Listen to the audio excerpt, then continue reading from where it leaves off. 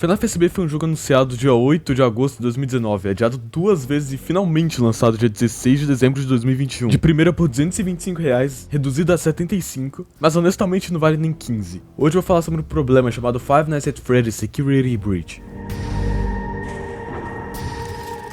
Um jogo de terror que joga todos os conceitos de terror no lixo. Desde a falta do medo do desconhecido até a falta do medo num geral, tendo apenas exceções de fases assustadoras no jogo que ainda são estragadas por bugs. Eu tava com a expectativa mais baixa possível, mas ainda assim esse jogo tava capacidade de me decepcionar. Eu já tinha feito um roteiro na época do trailer 2, do que eu achava que o jogo ia ser, e honestamente eu não queria ter acertado tanto. Mas não vou falar só sobre os bugs, até porque os bugs só podem ser consertados com os patches. Mas uma história preguiçosa, designs horríveis, ideias terríveis, execução pior ainda, erro de programação preguiçosa e mal feita, e aí porca, são bem difíceis de ser arrumados com patches. E não é como se eles não conseguissem fazer alguma coisa boa. Five Nights at Freddy's Help Wanted é a prova viva que eles conseguiam fazer alguma coisa boa. Eles só tentaram fazer demais e fizeram de menos no Security Breach. Hoje eu tô aqui com o amigo Hafler pra explicar por que esse jogo é o pior jogo dessa franquia.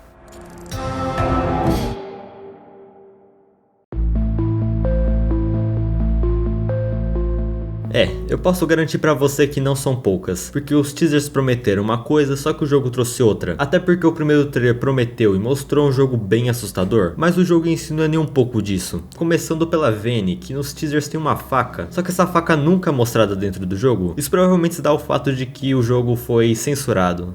Pois é, um jogo de terror foi censurado, a um ponto que nem podiam mencionar sobre sangue. E vamos lembrar que essa é a mesma franquia que detalha como uma Spring Lock funciona. E lembrando também que o ponto principal da franquia sempre girou em torno de infanticídio. Outra coisa é que o William nunca é mostrado falando, a única parte do jogo que ele realmente aparece é pra ele morrer de novo. A Vene foi mostrada várias vezes nos teasers e nos trailers, mas repare como somente uma das cenas que ela foi mostrada anteriormente realmente tá no jogo. E vamos lembrar que lá no outro trailer tem uma cena que é bem legal da Vene dançando e vindo na nossa direção. Pena que, igual tudo que era bom nesse jogo, tinha que ser descartado. Sério, mano. Porque aquilo tava tão legal, aquele LED vermelho, laranja, tava muito foda. De todas as aparições dela nos trailers, só uma tá no jogo. Stu, por que você é assim? Aquela cena lá do elevador que tem a Vanessa, mesmo que seja muito merda e muito feio, também tinha sido prometida e não tá no jogo, o que é bem estranho. Os animatronics são mostrados como se fossem bem assustadores no elevador, só que a única cena do elevador que tá no jogo é aquela cutscene de CG tosca do início. Uma coisa que é estranha é que nesse trailer a Vanessa parece estar tentando ajudar o Gregory a sair. Isso até que foi colocado no final do jogo, só que de uma forma completamente diferente do que foi mostrado no trailer. Uma parada que é bem esquisita no trailer é que parece que o William quer que a Vanessa ou a Vene, ou até mesmo o Gregory, faça alguma coisa pra ele, o que nunca é mostrado ou sequer mencionado no jogo, principalmente pelo fato de que do jogo inteiro o William não tem nenhuma voice line. Beleza, agora a gente vai falar sobre as coisas modificadas do jogo. São um assunto levemente diferente. Basicamente todos os cenários do teaser 1 foram mudados. O Monte Golf também era milhões de vezes melhor no trailer, só por ser escuro. Na verdade, eu acho que a maior parte do jogo seria muito mais bonito se fosse escuro. Roxas Raceway também era bem maior e bem mais bonito no geral, mas provavelmente foi mudado por causa da boss fight dela. Aquela parte do lixo também não foi mudada não somente uma, mas 2 vezes, cara, 2 vezes. E aquele relógio, que tava milhões de vezes melhor que o do jogo, pois no jogo o relógio nem mostra as horas pra gente. Um relógio que não mostra horas. Ok, Stu, eu vou aceitar isso. E também tem aquela animação de correr da Roxy que tava muito melhor que a do jogo. Menos animadona e mais estranha. E também tem aquele cenário das TVs que é um pouco similar àquela parte dos offices que você tem que ajudar o Fred a passar. Eu sinceramente não entendo por que mudaram aquele cenário, porque ele tava muito legal. Vendo todas essas mudanças e coisas jogadas fora, dá a entender que quando o Scott se aposentou e se afastou um pouco do jogo, os caras da Steel quiseram mudar o jogo inteiro e refazer tudo do zero. De fazer um reboot no meio do desenvolvimento. Eu não entendo por quê.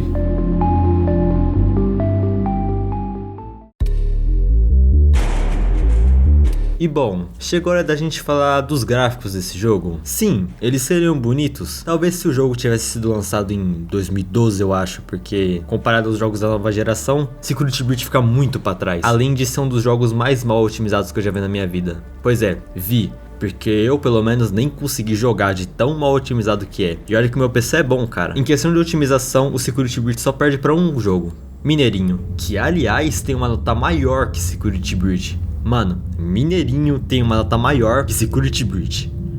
Parabéns, Steel. Mas então, vamos pegar algumas outras referências, não é? Vocês já ouviram falar do jogo Alien Isolation? Bom, esse vai ser o meu ponto principal de referência aqui, beleza? Então vambora. Alien Isolation é um jogo de 2014 que tem a mesma ideia de Security Breach, um jogo de terror com tema sci-fi, brilho e essas coisas. E basicamente os gráficos e AI desse jogo betem a porrada no Security Breach, que até tentam se redimir com o Ray Tracing, se pelo menos fosse jogável. Como assim jogável? Não dá pra jogar com Ray Tracing? Não dá não. Quer um exemplo? O Alan Zoc, que tem uma RTX 3090, que é simplesmente a melhor do mercado, o jogo dele ficou a 24 FPS. Mano, quem achou que esse jogo tava lançável, cara? Olha isso, tá horrível. Sem contar que as áreas do jogo demoram muito pra carregar, muito mesmo. O GD aqui, por exemplo, ele tem uma RTX 2060, um Intel Core i5 e um SSD. E por mais que ele tenha essas configurações relativamente boas, o jogo ainda demora uns 15 segundos pra carregar o Atril, que é bizarro. E o jogo dá umas travadas insanas do nada. E os gráficos, a maior parte, são só feios mesmo. Não são nem realistas e nem tem um estilo próprio. É só estranho. O jogo consegue demorar muito pra carregar algumas áreas. Tipo, olha Fortnite, por exemplo, que é literalmente um jogo em tempo real e mundo aberto. Ele consegue carregar muito melhor que o Security Breach. Eles claramente estavam tentando abusar do Ray Tracing, colocando áreas ultra refletivas ou muitas coisas brilhantes, mas que no final das contas, como não é jogável com RTX, só ficou feio e desnecessário. Os cenários do jogo têm muita luz e, sei lá, não é bonito, só não é bonito. Agora, Alien Isolation, Slender Daredevil e até mesmo Poppy Playtime são jogos muito mais bonitos que Security Breach. Na verdade, até os jogos do Scott, que são pré-renderizados, eram mais bonitos e mais assustadores que Security Breach, o que mostra que a Steel definitivamente não fez um bom trabalho nos gráficos. Quer dizer, não só nos gráficos, né, mas tudo bem. Sabe, o jogo fica em cima dessa parede de entre algo realista e cartoon, mas no final nem vale da estranheza tem.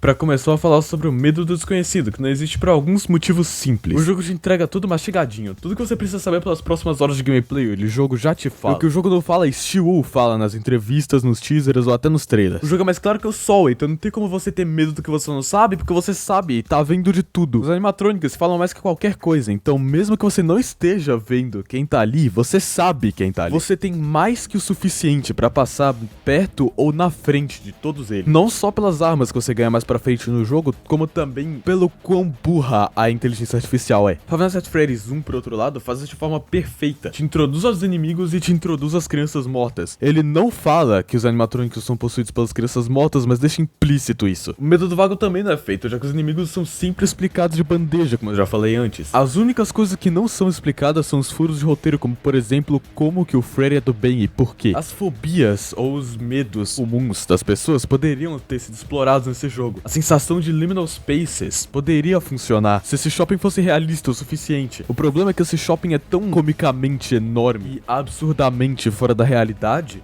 não tem como pensar que aquilo é real. Não tem como ter a sensação que aquilo poderia existir. A aracnofobia, ou medo de aracnídeos, como por exemplo aranhas, poderia ter funcionado no DJ Music Man, que não funciona porque ele tem 3 patas de cada lado e porque ele não anda como uma aranha. Ao invés disso, ele anda como se um animal tivesse 6 patas. A quebra de padrões já estabelecidos poderia funcionar se o Freddy fosse ficar do mal a algum ponto dessa história. A única vez que acontece alguma coisa que remotamente lembra uma quebra de padrão é na Parts and Services, porque pra fazer as Parts and Services você precisa de desativar os sistemas de protocolo de segurança do Freddy, que faz com que ele consiga te matar. O Vale da Estranheza poderia ter sido muito bem aproveitado. O problema é que ele não é aproveitado porque o jogo te entrega tudo que você precisa de saber desde o início. Ele te entrega que os animatrônicos são caricatos, eles são expressivos demais para serem robôs. Parecia que Steel queria fazer um jogo de furry e apenas implementou a lógica de Five Nights at Freddy's no meio e fez Uma Noite no Museu 2. Agora, por outro lado, Five Nights at Freddy's 1 faz isso de uma forma perfeita, absolutamente melhor. Porque os animatrônicos reais já meio que tem isso de um Vale da Estranheza. Eles são animais, cartoonizados, com características humanas, que se movem como robôs. E Five Nights at Freddy's 1 piora ainda mais a situação quando o jogador percebe que eles são possuídos por almas e não é a programação deles que tá mandando matar o jogador. Os animatrônicos quebrados também te fazem um Vale da Estranheza, porque se eles fossem cartoonizados e pelo menos ficassem agindo como robôs, poderia funcionar, mas não. A morte de cada um é patética e depois que eles voltam, eles continuam agindo de forma caricata demais. Eles viram mais um alívio cômico que deixa o jogo mais fácil do que alguma coisa que deixaria o jogo assustador. E como eu falei antes, o jogo te dá autodefesa demais. Você pode se defender dos animatrônicos muito facilmente, o que tira a insegurança que você teria dos inimigos. O terror é você saber que você tá no mesmo ambiente, que é alguma coisa que é mais forte que você, e você não ter como se defender daquilo sem uma estratégia boa ou um plano bom. Pra começar, que você pode entrar no Freddy's, defender tudo à sua volta, simplesmente passar reto de qualquer coisa dos Glamrocks. A única exceção disso é o Daycare Attendant, por algum motivo. Outra coisa é o Phaser Blaster, que você simplesmente atira nos animatrônicos, eles não só stunam, como eles te perdem de vista, que faz com que essa arma seja absurdamente OP. E a Fast Cam, que stuna várias coisas à sua volta em um literal piscar de olhos.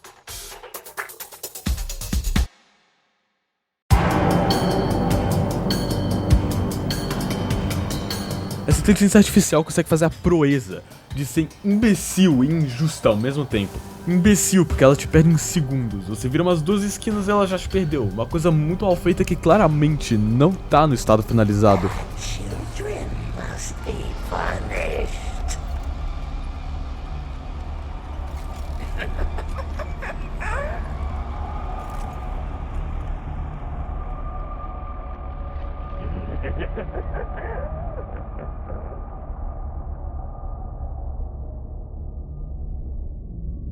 Oh man, now it's some kind of daycare pass? That is great news. I will meet you in the daycare. The entrance is on the second floor balcony. Vai lá, come seu lixo, nom nom. Cara, sério que eu tava na frente dela e ela não me viu? Injusta, porque ela teleporta pra caralho. Os Staff Bots andam em lugares predeterminados com hitboxes estupidamente enormes. E os animatronics teleportam pra cima do jogador, logo depois que os Staff Bots descobrem onde o jogador tá. Não só isso, como mesmo em perseguições, a inteligência artificial costuma teleportar e muito. A um certo ponto que eu não sabia se eu tava jogando Five Nights at Freddy's ou um mod pra Slender The Arrival. Quê? Ah tá, ela teleportou atrás de mim, casualmente. Ah, sim, claro. Mano, tica... Meu Deus, ok.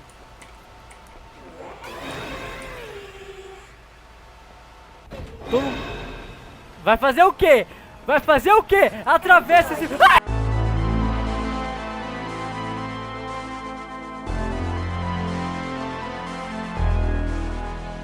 Bom, chegou a hora da gente falar dos personagens do jogo. Rapaz, isso vai ser complicado. Olha, eu sei que o Fred não é feito pra dar medo.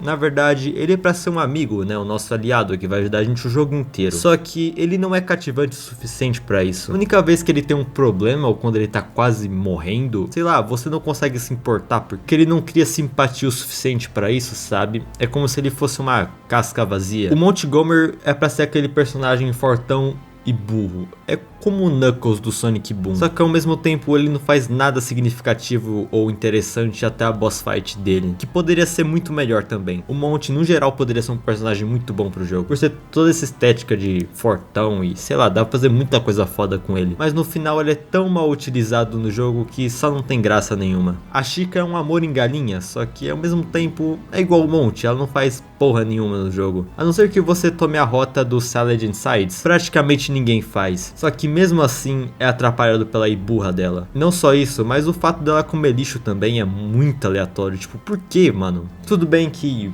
é a ideia da Chica, né? Tipo, uau, comer. Só que é muito aleatório ela comer lixo e não tem uma explicação plausível pra isso. Tipo, não dá medo. É só aleatório. A Roxane é basicamente um fanservice no geral. Tanto pros meninos quanto pras meninas. Sendo pros meninos, tipo, haha, gostosa. E pras garotas, tipo, se identificarem com ela. Com toda essa ideia de tipo, ai nossa, ela se acha muito foda. Só que ao mesmo tempo, ela é triste, ela chora, igual eu. Vou colocar status tristes no zap. Agora a gente vai falar dos Staff Bots. Eles são os piores personagens do jogo. Eles são muito chatos. É sério, nossa, eles são muito desnecessários. Parecia que eles sabiam que o shopping ia ser grande demais, então encheram de Staff Bot pra ver se ficava mais difícil. Só que em vez de difícil, só ficou muito tosco e muito injusto. Agora, o Sunrise e Moondrop eu não sei se esse é o nome oficial deles, mas tudo bem. São os personagens mais legaisinhos do jogo. Eles têm bastante potencial. Quer dizer, eles tinham muito potencial. São uma das únicas partes do jogo que realmente dão medo e aflição.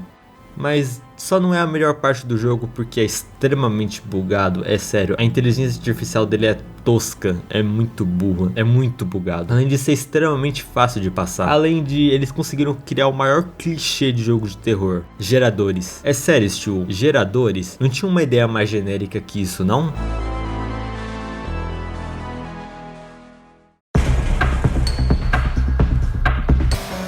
Pra começar, que o jogo tem uma introdução pros animatrônicos, né? Como se eles fossem dar um show. Parece um filme, não uma introdução pros inimigos do jogo. Isso era pra ser um show, não pra ser uma CG. Uau, olhe para estes personagens maneiros. E outra coisa também é que esse jogo nem disfarça o furry bait que a Roxane é. E eles claramente estavam antecipando e gostando do marketing que o Rule 34 tava fazendo pro jogo. E outra coisa é que a Roxane não tem dedo suficiente pra fazer esse símbolo do Rock, o que fica muito estranho de se ver. Sus. Cara, sério, além de falar sobre esse... Vamos só comentar o quão mal editada essa logo tava no olho dele, porque nem segue como se fosse um reflexo. Ao invés disso ela fica parada, claramente um green screen essa porra.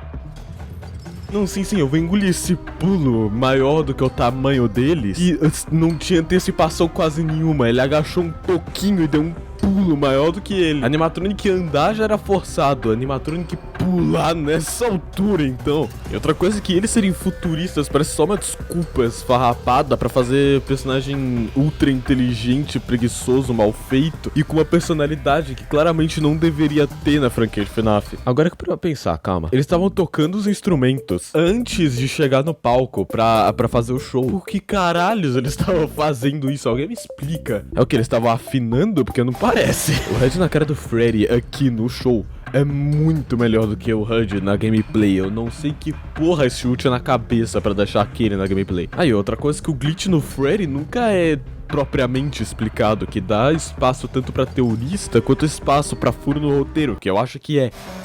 A desculpa pro Freddy guardar o Gregory lá dentro é uma coisa tão estúpida. A desculpa é pro Freddy guardar bolos de aniversário gigantes e pinhatas, mas claramente não cabe o Gregory aí dentro. Assim, qualquer pessoa estúpida vai conseguir ver isso. Não só isso, como nesse início do jogo tem muito diálogo expositivo, tipo, absurdos diálogos expositivos. E muita conveniência também, tipo o relógio dentro do Freddy, que claramente o Gregory podia ter pego se ele tava lá dentro. O Photo Pass, que também é muito do nada. Essa é uma das coisas que eu fiquei mais indignado. Além dos animatrônicos terem aquelas personalidades de bosta, o Freddy é ainda o personagem certinho que leva bronca. Animatrônico levando bronca. Esse Hulk é a mesma que eu engula essa.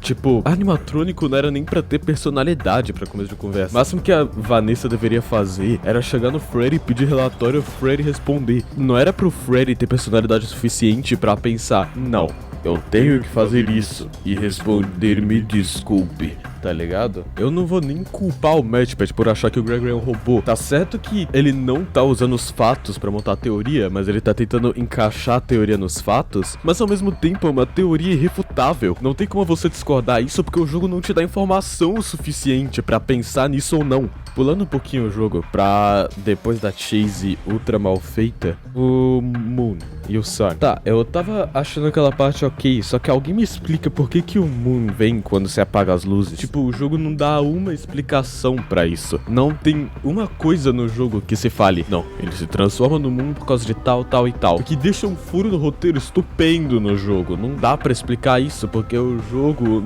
deixa esse furo absurdo na história. Quem que deixa geradores dentro de brinquedos? Eu sei que isso daqui é mais gameplay do que história. Se eles deixassem do lado dos brinquedos, até naquelas torrezinhas do lado das bolinhas, eu até aceitava, mas dentro dos brinquedos? Que foi designer estúpido que pensou nisso? Hi. Please take this map. Free Map. O melhor personagem desse jogo. Uma coisa que eu tenho que falar, esse jogo é absurdamente contra-intuitivo. Quando ele te dá 2 localizações desse jogo, você tem que adivinhar onde esses lugares estão. E uma vez, depois que eu tomei o caminho pela ventilação de Silent Insights, eu tive que resetar meu jogo por causa que o jogo não dizia onde é que é pra eu ir. Eu descobri que isso não era bug, era pra eu adivinhar que era pra passar por trás de umas máquinas de lavar roupa, sendo que o jogo dizia pra eu pegar um cartão e o jogo não dava uma indicação dessa máquina de lavar roupa. Deixa o jogo absurdamente contra-intuitivo. Outra coisa é que a partir do momento que você tem liberdade nesse jogo, as missões são: vai ao lugar A, pega o item pra usar no lugar B. Agora vai pro lugar C, pega o item no lugar B. Aí depois você volta pro lugar A e usa esse item. É só isso, porque os caras pareciam que eles não sabiam o que colocar no jogo, então eles colocaram missões pra tomar tempo com backtracking, porque eles queriam que tivesse tempo de jogo. Parecia que eles só queriam ter tempo de jogo com backtracking porque eles não sabiam fazer um jogo interessante. Backtracking nesse jogo é absurdamente ridículo. Você tá em uma área do mapa, você tem que andar basicamente a área desse shopping comicamente enorme inteiro. Parece que você tem que andar um quarteirão inteiro, porque esse shopping é gigantesco. E você dá mais tempo de jogo quando você tá indo de uma área a outra do mapa do que de fato você jogando o jogo e tendo alguma coisa interessante. Isso não deixa o jogo interessante por horas de gameplay, isso deixa o jogo chato. Isso não deixa um jogo que você quer continuar jogando, isso deixa só um jogo que deixa eu terminar isso logo. Porque não dá vontade de continuar jogando um jogo que faz você ir em lugares que você já foi, sem quase nada de interessante acontecendo. Nossa, essa parte de services, eu tenho que comentar disso, cara. Essa parte de services é ridícula, e o pior de tudo é que esse Wu sabe fazer uma parte de services boa. Eles só não quiseram. Parecia que eles simplesmente não estavam afim de fazer uma mecânica da hora. E eles só colocaram esse gênio assim, infinito, né? Ao invés de colocar, de fato, uma mecânica boa. Que nem no Help Wanted, que você tinha que tirar os olhos dos bichos, depois apertar uns botões pra ativar a cara. Ou a Chica, que você tinha que tirar as pizzas e depois apertar os botões da cara pra limpar ela. Ou o Freddy, que você tinha que abrir ele pra tirar as coisas de criança dentro dele. Ou o Foxy, que você tinha que montar ele, porque algum outro funcionário da Fazbear não tinha conseguido montar ele. Mas o Freddy é só aperta esses botões coloridinhos nessa ordem e progride aí. Eu sei que é pra ter justificativa pra uma criança saber fazer isso, mas essa claramente não é a forma certa de fazer isso. Essa é a coisa mais estúpida que alguém já teve ideia pra esse jogo. Outra coisa que nem a gente já falou antes, o Montgomery foi um personagem muito mal aproveitado. Ele podia ser muito foda se ele fosse um personagem fortão que saísse quebrando tudo que vê a gente. Ele podia ser um personagem muito bom, só que ao invés disso ele é usado o quê? Umas 3 vezes no jogo, e você mata ele de uma forma absurdamente fácil e ridícula. Além do que a cutscene da morte deles, de todos os animatrônicos, é risível. Não tem como você levar um negócio a sério quando é um animatrônico gritando com vários slow motions dele se quebrando. Não tem como você achar isso assustador. Eles não são imponentes, eles são ridículos. Na boss fight da Roxane é do que menos aparece nela. E adivinha só, mais um furo de roteiro. Se você tentar sair pela porta principal, o Freddy não vai sair com você, mas se você sair pelas docas, o Freddy sai junto com você. E a desculpa dele pra ele não sair na porta principal com você é por causa que não tem uma estação de recarga. Sendo que se você sair com ele, ele acaba a bateria. Ou seja, não tem uma estação de recarga também. O Gregory teve que usar a bateria do carro, porque foda-se. E essa fala do Foi Não Verdadeiro é tão vaga que dá pra estacionar um carro nela. Não tem como você ter uma interpretação concreta disso. Você tem que chutar o que esse Wu quis dizer com isso. Putz, cara, eu não sabia, 2030 é tão avançado que tem até hackeamento via Bluetooth. Eu não sabia que o Watch Dogs era canon pra Five Nights at Freddy's. Essa boss fight é só apertar os botões que o William tá nela enquanto você desvia dos animatrônicos. A princípio é pra você usar o grito do Freddy na Roxane pra você espantar ela, só que se você ficar atrás da maca, ela simplesmente não te pega. E sim, você ouviu certo sobre os botões dessa boss fight, é só apertar botão onde o William tá. O William, que descobriu o Remnant, a agonia, a imortalidade, a vida após a morte, despistou a polícia depois de fazer massacre 2 vezes e fez robôs em 1980 mais avançados do que robôs de hoje em dia. Foi derrotado por uma criança de uns 8 a 10 anos, no máximo, clicando nos botões. Menos de 10 minutos. Tá, eu sei que ele vai voltar, mas se o Gregory conseguiu fazer ele parar só apertando os botões, é porque esse jogo foi muito mal escrito. E essa cutscene final, cara, ela é tão mal feita que parece FNAF SFM de fã, porque a cutscene inicial tava milhões de vezes melhor que isso. E o problema é quando é estúdio feito de veteranos da Pixar, da Telltale.